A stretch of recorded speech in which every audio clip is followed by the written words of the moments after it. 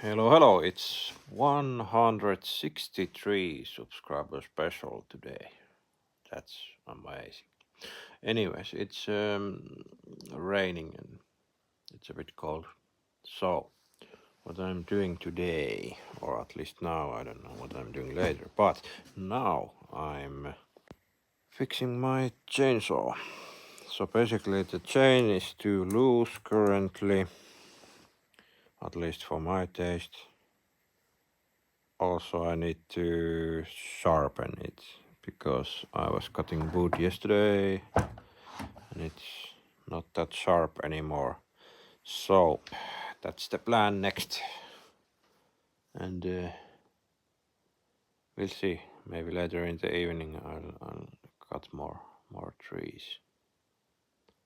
That's about it today. Anyways.